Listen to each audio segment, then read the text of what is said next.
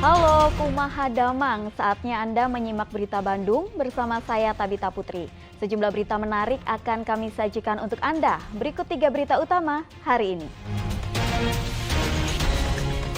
Wabah penyakit mulut dan kuku semakin parah. Di Kabupaten Bandung, ribuan sapi suspek PMK. Ratusan warga datangi Gedung Pakuan sambut kedatangan jenazah Eril, putra Gubernur Jawa Barat. Prosesi pemakaman Emeril Han Mumtaz dilakukan secara tertutup, hanya keluarga inti dan kerabat terdekat.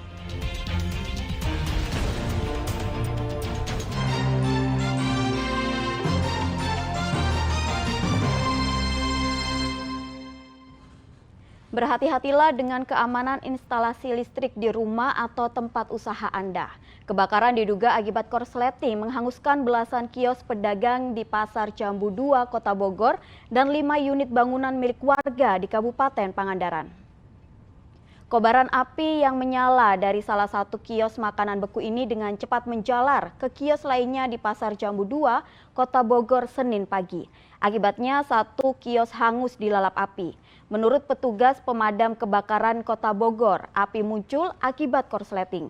Tidak ada korban jiwa akibat kebakaran karena saat kejadian para pedagang belum memulai aktivitasnya.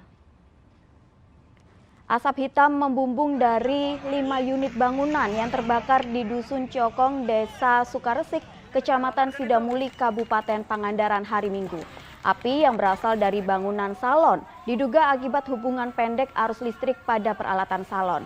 Akibatnya 3 unit rumah milik warga dan gudang material yang berdempetan dengan salon ludes terbakar. Sepasang kekasih tewas tenggelam di Sungai Ciparang, Kabupaten Subang setelah memanen padi di sawah. Pencarian warga di Sungai Ciparang, Kecamatan Cijambe, Kabupaten Subang hari Minggu akhirnya membuahkan hasil. Warga menemukan jenazah Rositka, warga Subang, dan Andri, warga Karawang. Kedua korban tenggelam saat membersihkan diri di sungai setelah memanen padi. Awalnya korban Rositka yang lebih dulu tercebur ke sungai akibat terpleset. Sang kekasih Andri berniat menolong ikut turun ke sungai, padahal korban tidak bisa berenang. Jenazah keduanya kemudian dibawa ke RSUD Cereng, Subang sebelum diserahkan kepada keluarga. Parkir terlalu dekat dengan rel kereta. 2 unit mobil hancur tertabrak kereta api Pangrango, Sukabumi, Bogor di Sukabumi Minggu malam. Rekaman video amatir menunjukkan 2 unit mobil yang rusak parah tertabrak kereta api Pangrango dari arah Sukabumi menuju Bogor di Kabupaten Kadupugur, Cicantayan, Kabupaten Sukabumi Minggu malam. 2 mobil tersebut milik tamu dari luar kota yang sedang berkunjung ke rumah saudaranya yang terparkir terlalu dekat dengan rel kereta hingga tertabrak kereta yang lewat. Tidak ada korban jiwa dalam kejadian ini karena mobil dalam kondisi terparkir tanpa penumpang di dalamnya. Harga bahan pangan yang masih saja tinggi berdampak pada sektor usaha kecil menengah olahan makanan di Jawa Barat. Harga cabai rawit merah di pasar tradisional Kosambi, Kota Bandung hingga Sabtu masih Rp100.000 per kilogram. Dan tidak hanya cabai, harga bawang merah, tomat, dan komoditas sayuran nyaris semuanya naik. Semua naik sekarang. Berapa, Bu? Rawit merah dari udah lebaran ya, asalnya kan 7.000, jadi 100. Berarti faktor apa, Bu? Kayaknya hujan, jadi panennya rada sedikit mengurang, mungkinnya pemakaian banyak. Bagi konsumen, mahalnya harga bahan pangan ibarat buah si malakama. Serba mahal. Kalau nggak dibeli saya perlu.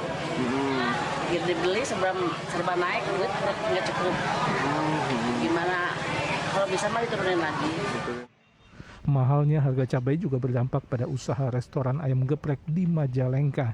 Ayam geprek yang menggunakan sambal cabai rawit merah dan hijau membuat biaya produksi melambung. Akibatnya bonus bagi karyawan berkurang hingga 70%. Kita rasain itu dari nanti pengeluaran banyak, tapi nanti jatah bulanan kita itu berkurang.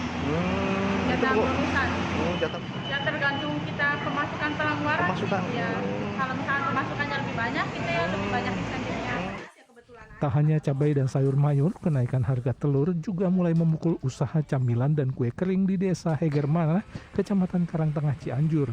Sebab bahan baku kue dan camilan banyak menggunakan telur. Selain mengurangi jumlah produksi, ukuran kue pun diperkecil tanpa menaikkan harga. Tapi akibatnya omset penjualan turun drastis. Mungkin kami bisa menstrategisin lebih kecil, tapi tetap customer tidak mau. Kadang jadi penjualan menurun.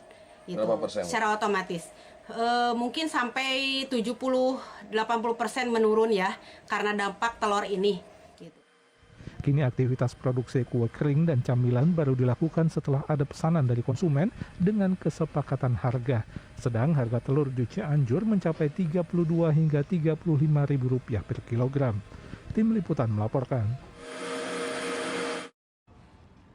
Wabah penyakit mulut dan kuku semakin parah. Di Kabupaten Bandung, lebih dari 2.600 ekor sapi perah dan pedaging suspek PMK. Sedang di Kota Bogor, meluasnya wabah PMK dikhawatirkan bisa menular pada rusa yang ada di Istana Bogor. Peternak sapi perah dan pedaging di Kabupaten Bandung kini terancam gulung tikar akibat wabah penyakit mulut dan kuku. Dinas Pertanian Kabupaten Bandung mencatat ada 2.658 ekor sapi perah dan pedaging yang suspek PMK dan 65 ekor diantaranya mati. Sebagian besar sapi yang mati adalah sapi perah yang tersebar di Kecamatan Pangalengan dan Kertasari. Nah, kalau saat ini ya memprihatinkan, soalnya kan masyarakat dirinya di sini mayoritasnya peternak. Hampir seluruh dikarenakan ada wabah seperti ini, otomatis masyarakat ini nggak ada apa-apa, nggak bisa apa-apa.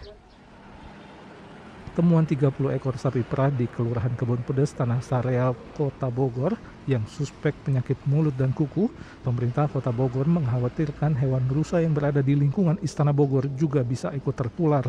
Untuk itu, masyarakat umum untuk sementara diminta tidak memberi makan rusa yang berada di halaman Istana Bogor. Kita akan cek minimal seminggu 2 kali lah. Kita izin ya ke protokol untuk kita dapat mengecek dan juga menghimbau kepada masyarakat agar tidak memberi makanan dulu untuk rusa tersebut ya. Tapi emang mempengaruhi Pak itu? Emang ya dia termasuk binatang berkuku genap atau berkuku belah. Tapi kan kalau dengan orang itu beri makanan, orang itu mungkin habis melihat sapi kurban. Nah ini kan akan menjadi media orang itu. Oleh karena itu kan setiap titik yang sudah dinyatakan ada suspek atau ada positif, kita melarang yang tidak berketimbangan ke kandang. Meluasnya wabah PMK juga membuat pasar hewan Tasikmalaya sepi. Pasar hewan terbesar di Priangan Timur yang biasanya bisa menampung hingga 300 ekor sapi, saat ini hanya menyediakan 50 ekor sapi. Itu pun jarang yang laku karena pembeli pun sepi. Dari sapi ini dari Cikatomas mau dijual ke pasar nggak laku karena nggak ada yang beli. Sepi atau gimana? Sepi pasar itu. Ada yang nawar murah. Saya rugi gitu. Diambil lagi pulang ke rumah. Sulitnya mendapatkan pasok sapi serta banyaknya persyaratan yang dibutuhkan juga memaksa pedagang sapi kurban berhenti berjualan tahun ini. Apalagi pasokan sapi biasanya berasal dari Madura, Bali, Jawa Timur, dan Jawa Tengah yang saat ini terpapar wabah penyakit mulut dan kuku. Tim Liputan melaporkan.